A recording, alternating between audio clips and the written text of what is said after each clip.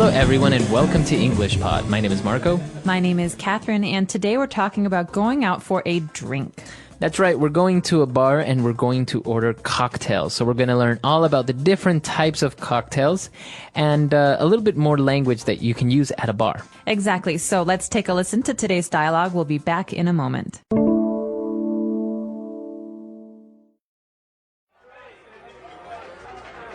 What can I get you? I'll have a Cosmo, please. Dude, you can't order a Cosmo. That's a lady's drink. You're embarrassing me.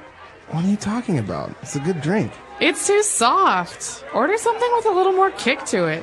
Fine. I'll have a sex on the beach. You have got to be kidding me. Come on, it's delicious, especially when served with a pineapple or a coconut. Forget it. I'm ordering for you. I'll have a scotch on the rocks, and my friend here will have a Manhattan. Put it on my tab. Here. Now this is a real drink. That's strong. This is going to get me wasted. That's the idea. All right, we're back. So now let's take a look at some of those drinks on Language Takeaway. Language takeaway. So in Language Takeaway today, we're going to focus on the names of drinks. So we heard 4 of them in today's dialogue. What was that first one, Marco? The first one was a Cosmo, or also called a Cosmopolitan. Okay, so this is something, if you watch the TV show Sex in the City, you will have heard before, because the girls always order Cosmos. Now, a Cosmopolitan is served in a martini glass, right? Right. You've seen the martini glass. It kind of looks like a triangle. And it's very easy to spill. Yeah, that's right. So what does a Cosmo have? Because obviously a cocktail is a combination of different liquors or alcohol with maybe juices and stuff like that. So what does a Cosmo have? That's a good question. Cosmo is a vodka drink, I believe, and it's served in a martini glass. But it's generally considered a drink for ladies, for women. Why is that? Probably because it's a weaker drink, but also because it's popular in the media and in movies and stuff as a women's drink. So that's how it got that reputation. I see. All right, very good. So that's what a Cosmo is. Now, if we move on to another very popular drink, a little bit more tropical, I think everyone always has it in the Caribbean or when they're on vacation at the beach. It's called a Sex on the Beach. Okay, this name might make you laugh because Sex on the Beach, it's very descriptive, but it's actually a very common drink. Right. And in the dialogue, he talks about how he likes to have this drink served in a pineapple or a coconut. So that means it's very fruity, and I think it's a rum drink, right? Yeah, and it usually has either coconut juice in it or maybe some pineapple juice. Very fruity. Very fruity. I think they add a little bit of vanilla or even ice cream, or milk or something like that. So it's very fruity. It's kind of like a milkshake with liquor. Weird. Yeah, I don't know that I've ever had one, but this is the part of the dialogue where his friend says, "Come on, you need to buy something that's more manly." He orders a Scotch on the rocks instead. Okay, so a Scotch is a type of liquor. It's a whiskey. That's right. Scotch whiskey comes from Scotland, and it's a whiskey drink, and basically Scotch on the rocks means Scotch poured over ice. So in this case, rocks means ice, and you'll hear this often. Do you want that on the rocks? Do you want that on ice? Right. So you don't say I want whiskey with ice, or you don't say I want Scotch with ice. You can just say on the rocks. Scotch on the rocks. So maybe if you're ordering a rum drink and you don't want it mixed with anything, you can say rum on the rocks. On the rocks. Very good. And not only are we ordering a Scotch on the rocks, but we're also ordering a Manhattan. So what does a Manhattan have? All right, a Manhattan is a very strong cocktail. It has bourbon, which is a kind of whiskey. It's an American whiskey. It has vermouth, which is also a very strong ingredient. It has bitters. What is bitters? Bitters is another kind of ingredient that is often used in cocktails to make things bitter. Okay. So it's not a sweet drink. No, it's not a sweet drink. Although they sometimes put a little bit of lemon or orange rind in the drink, and that's the skin of the orange. Okay. So both these drinks are pretty strong. They're very interesting, though. All the ones that we've seen, the Cosmo, the Sex on the Beach, they're all called cocktails. And a cocktail has the characteristic that it usually has alcohol, right? That's right. So cocktail is is a mix of different ingredients, but is an alcohol-based drink. Okay. You can also get non-alcoholic cocktails, so there is that option. All right. Very good. So why don't we take a break? Let's listen to the dialogue again, and we'll be back in a bit with Fluency Builder.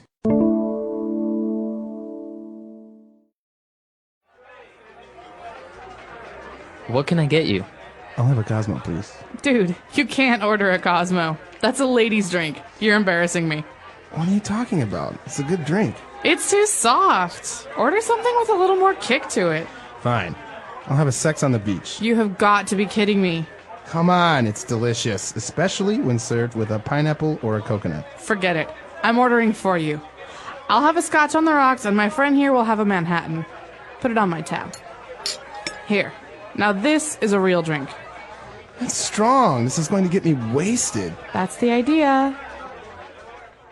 All right, we're back. So now let's talk a little bit more about these drinks on Fluency Builder. Fluency Builder. So, Marco, there are many different ways to talk about drinks, but the most important ones that we often discuss, especially with cocktails, is weak drinks versus strong drinks. That's right. Weak drinks versus strong drinks. Now, usually the Cosmo or maybe the Sex on the Beach, it's considered to be a weak drink. That's right. So it's not very strong because there's less alcohol. Like a Cosmo has fruit juice, like cranberry juice, and the Sex on the Beach is very fruity, so it makes it less alcohol-y. That's right. And actually, those two also have one type of alcohol, so it's not very strong. Whereas maybe a Manhattan has all this mix of bourbon and other drinks as well, so it'll be a strong alcoholic drink. Yeah, and Scotch on the rocks is also very strong because it's just Scotch. Right, you're not mixing it with anything. No, there's just some ice and some Scotch, so that's a strong drink. Okay, so obviously his friend was saying that all those drinks are too weak. He should order something with a little more kick to it. So in this context, kick means strength. So alcohol. He wants a drink that's not weak, that's strong. So a strong drink has more kick than a weak drink. So can we use this with food or with other situations? You can, but with food, it usually means spice. So Indian food tends to have a lot of kick to it. That means it's very spicy. Okay, so with alcohol, it's strong. With food, it's usually spicy. If this rice has a kick to it, it means it's a little spicy. That's right. So just think about kick as meaning that something is strong or has a strong flavor. Okay, very good. Now, when they were ordering, they didn't pay immediately because she said, "Put it on my tab." All right. So to put something on a tab, this is really important when you're going to a bar or a restaurant and you want to order drinks. A tab is a bill that you don't pay immediately. Right. The bartender will write down all of the drinks that you have and all of their prices, and you pay when you leave. Okay, so if you put something on your tab, you'll pay it later or when you leave. That's right. So normally at a bar in America, you say, "I want to start a tab." That means I want to start a bill. And you give the bartender your credit card, and he will keep your credit card until you leave. Oh, really? So he keeps your credit card until you leave? Because obviously, maybe you start a tab and then you want to leave and you don't want to pay, then it's a problem. Or people get a little bit drunk and they forget they have to pay. So bartenders now keep your credit card so that even if you forget to pay, they can charge you. Oh, wow. Okay. Very interesting. And now for our last phrase. He was a little bit concerned because this drink is so strong. He said, "This is going to get me wasted."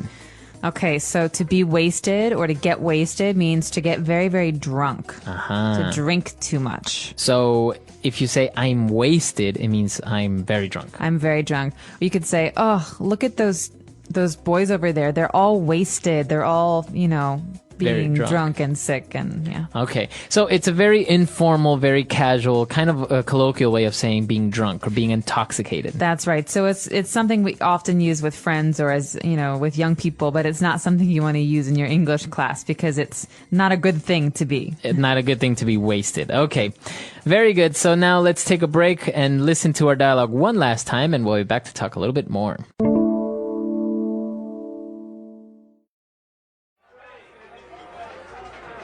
What can I get you? I'll have a Cosmo, please. Dude, you can't order a Cosmo. That's a lady's drink. You're embarrassing me. What are you talking about? It's a good drink. It's too soft. Order something with a little more kick to it. Fine. I'll have a sex on the beach. You have got to be kidding me. Come on, it's delicious, especially when served with a pineapple or a coconut. Forget it. I'm ordering for you. I'll have a scotch on the rocks, and my friend here will have a Manhattan. Put it on my tab. Here. Now this is a real drink. That's strong. This is going to get me wasted. That's the idea. All right, so about cocktails, liquors, what is your favorite cocktail when you go out? I almost always order gin and tonic. That's my cocktail. So gin is another type of liquor. That's right. Gin is another type of liquor like vodka or whiskey. It has a very unique taste. And tonic is a kind of water, but it has, a certain flavor to it, right? It has a flavor to it. So gin and tonic usually has some gin, some tonic water, and some lime. But the tonic water is kind of bubbly, That's right. It's bubbly. So I like bubbly drinks. So you like champagne and stuff like that? Yes, exactly. I see. What's your favorite? I am a whiskey guy, and so I usually order something like this, scotch on the rocks, or I never like to mix it with anything else. And especially, I really don't like having sweet drinks. So you're a purist. Kind of. It's just that, when the sweet alcohol and things that are sweet, I don't really think go that well together. No, I think I agree. Although there are some sweet alcohols. Our Italian friends will be familiar with limoncello, which is that it's a dessert liqueur, which tastes like lemon, or also Kahlua, which is very sweet. It's kind of like it's a coffee alcohol, right? Right. So many people like to put Kahlua in their coffee to have Irish coffee. That's right. So actually, the alcoholic world is very vast, and actually, many people don't drink alcohol. Many people may have it occasionally. So, but the other interesting thing is that usually countries have a national alcoholic drink. So, for example, the Mexican national alcoholic drink would be tequila. That's right. Or Russian, or Eastern European, vodka. So in your country, maybe you have a local or a national alcoholic drink we would be very interested to know about. That's right. Let us know. Our website is englishpod.com. We'll see you guys there. All right, guys. See you. Bye. Bye. Melanie, can you help me with something? We need to finalize the account with the Mexican embassy, and I need some advice on phrasing this letter correctly in English. Sure, Tracy. Let me just get my laptop.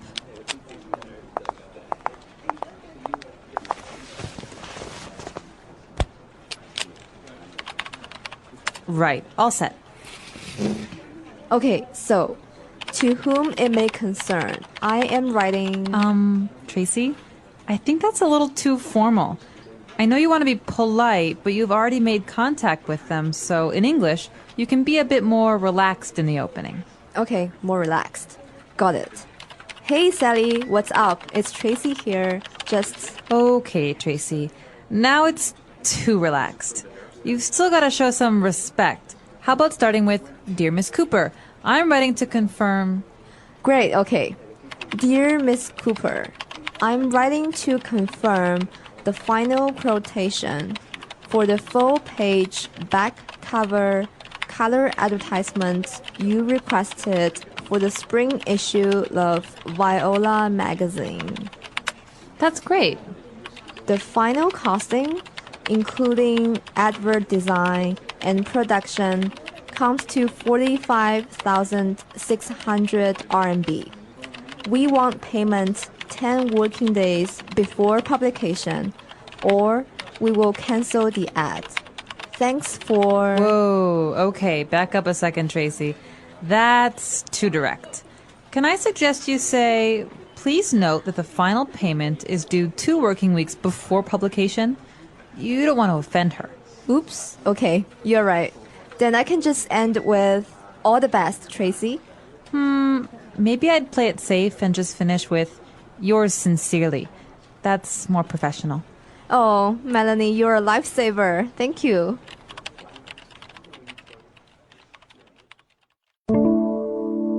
All right, we're back. So now let's take a look at some of that vocab we heard on Language Takeaway. Language takeaway. We have some wonderful adjectives today. The first one that I wanted to discuss, Marco, is formal. Formal, that's right. We want to be a little bit more formal when we're writing someone we don't really know too much. That's right, but we have to be careful because sometimes you can be too formal. So what exactly does formal mean? So if you write a formal email, it's very proper, very respectful. So proper in the way that you wouldn't use colloquial terms or phrasal verbs that are, like that you would use with your friends. No, a good example is writing to a lawyer or a judge. You want to use formal language. That's Even right. with a teacher, you might use more formal language. But with a friend, you don't have to. That's something else. That's right. So when you're writing something that's formal, it's important to be polite as well. Now, what is polite? Right. So you want to be formal, you want to be serious, and you want to be polite. You want to show respect. You want to be nice, basically. That's right. And so people can often be described as polite. He's very polite, or she's not polite at all. Right. And, when I was a little kid, my mom used to say it's very important to be polite. Always say thank you and you're welcome when you're talking to other people. That's right. And that's one way of being polite. Now, also when we are describing the way that you speak to someone or the way that you write, you can be very direct. Now, being direct means that you say exactly what you want or exactly what you're thinking. Okay, so maybe if we're talking to this company, you say, hi, I want this, I will pay this much, thank you, bye. Right. That's maybe too direct. So sometimes you need to be a little less direct and say nice things in an email. That's right. So maybe you want to say to someone that you don't really like the clothes they're wearing, right? And you say, hey, do you like my new shirt? And if you're very direct, you would say, no, I think it's very ugly. I hate it. Right, that's too direct. So maybe you would say, I don't really think it suits you very well. Or I think a different color would be better on you. That's right. So that's being a little bit less direct. Now, obviously, if you're too direct with someone, you may offend that person. All right, to offend is a verb, and to offend someone means to say something that makes them unhappy or upset or even angry. So going back to the same example of the shirt, if you say, I think that shirt is very ugly, that person might be offended. Gosh. Or maybe if you say, I think people with brown hair are so ugly, and there's someone next to me with brown hair, they say, oh, I'm offended. Right. I'm not ugly, but I have brown hair. That's right. Okay, so you don't want to offend anyone by being too direct, or you don't want to have anyone feel offended. Now, for our last phrase here on language takeaway, we have towards the end of the dialogue, Tracy thanks Melanie by saying, "You are a lifesaver, thank you." Okay, so don't be confused. There is also a candy called Lifesavers, and she's not calling her a candy. Right. She's saying, wow, thank you. You really helped me. Okay? So when someone helps you a lot, you can call them a lifesaver. But Right. Marco, what exactly is the object, the lifesaver? If you've ever been on a boat, you see this big orange circle that is used to throw into the water to help someone to prevent them from drowning. That is called a lifesaver. Okay, so I'm drowning. I'm having a hard time writing this email. I do not know what to say. Marco, you come and help me. I can say, oh, wow, thank you so much. You're a lifesaver. That's exactly right. All right, so we've taken a look at 5 key words there. Why don't we take a listen to our dialogue again, and we'll be back with Fluency Builder.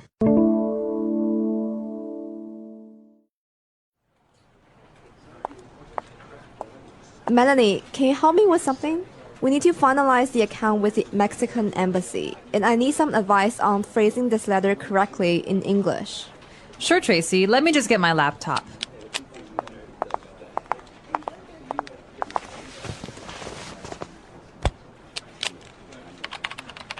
Right. All set. Okay, so, to whom it may concern, I am writing... Tracy, I think that's a little too formal. I know you want to be polite, but you've already made contact with them, so in English, you can be a bit more relaxed in the opening. Okay, more relaxed. Got it. Hey, Sally, what's up? It's Tracy here. Just... Okay, Tracy. Now it's too relaxed. You've still got to show some respect. How about starting with, Dear Miss Cooper, I'm writing to confirm... Great, okay.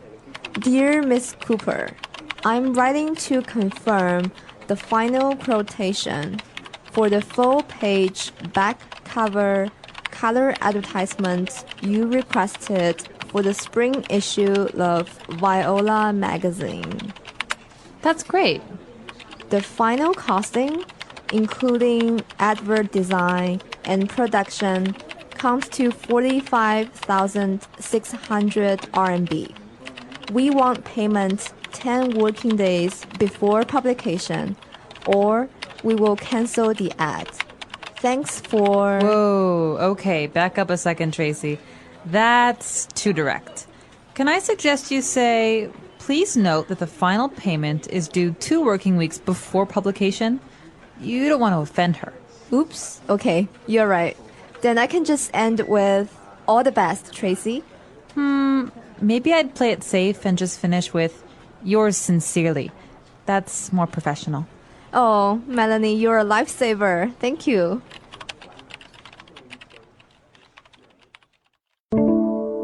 So today in Fluency Builder, we have a number of phrases you can use when you're writing an email. Some of them are very polite and formal. Some of them are very informal or casual.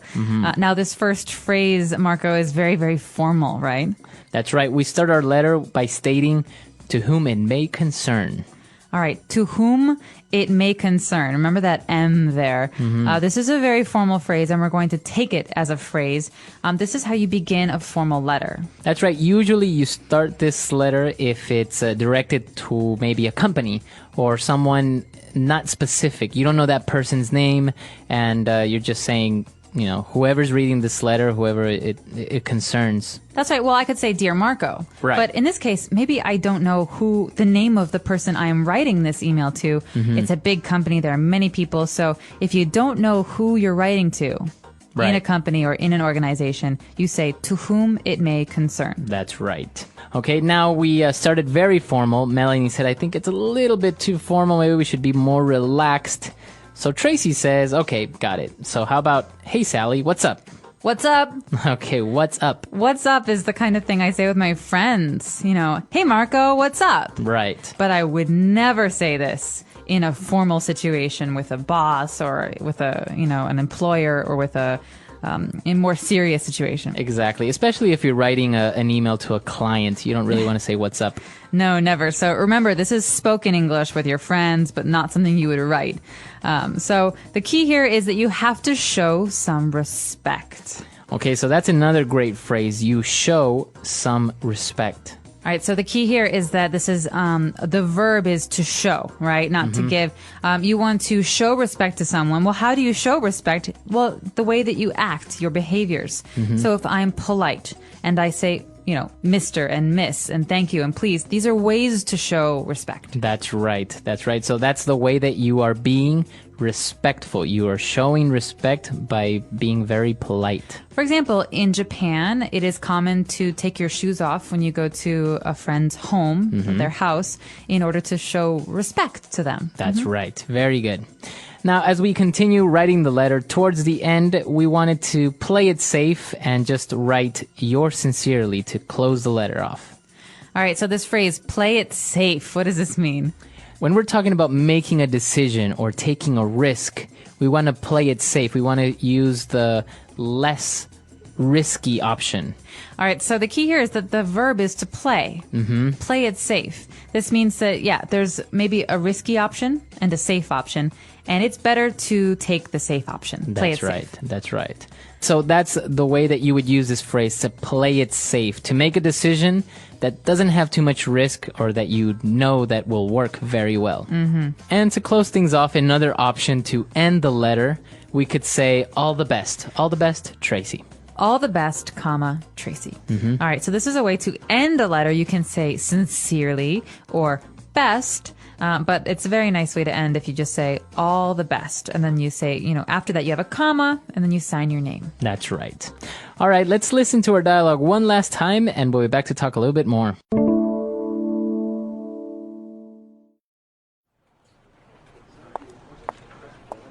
Melanie, can you help me with something?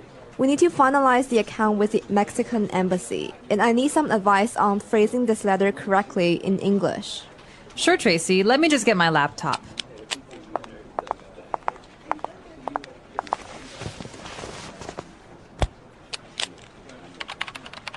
Right. All set. Okay, so, to whom it may concern, I am writing... Tracy, I think that's a little too formal.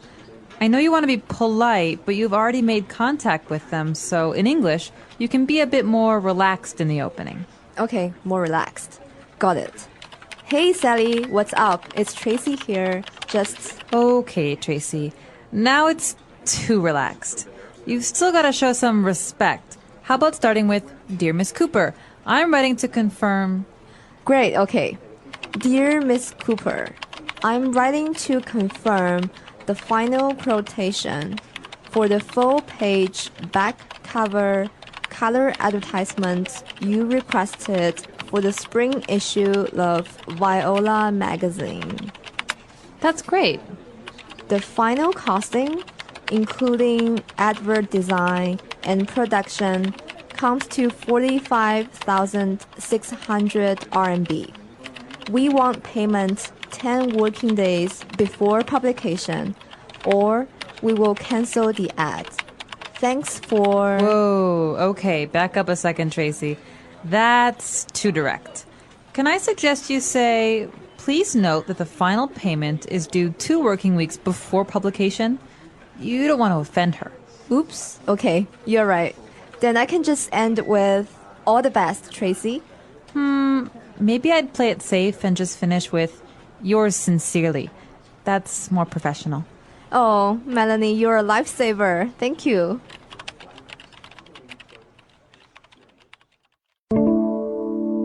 So talking about ending formal emails or emails that you're writing to clients, colleagues, we can say sincerely in your name. Sincerely, Marco. You can say all the best, best regards. Now, I've noticed that some people who aren't native English speakers, sometimes they will close a letter, maybe even a formal letter, saying yours truly, Marco, for example. Is that really appropriate for a business setting or a client? I would not use yours truly. Maybe if you're trying to build a relationship with your client and you're very honest, but it seems to me to be very personal. Very romantic. Yes, yours truly. So I would say in that case, use sincerely or kind regards or regards, which are a little bit more professional and less emotional. If you want to have a romantic letter, you can say, all my love or yours truly yeah. or yours faithfully.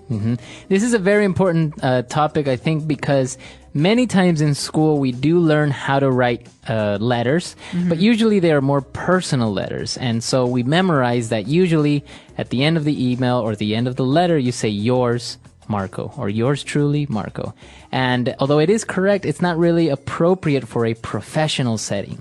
That's right. So just as a reminder, if you're signing off your email or your letter and you're at an office, you're in your company, you want to say best or best regards or some of the things that we talked about here today. Very good. All right. So if you have any questions or any other doubts, you can always find us at englishpod.com, and we'll see you guys there. Bye. Bye.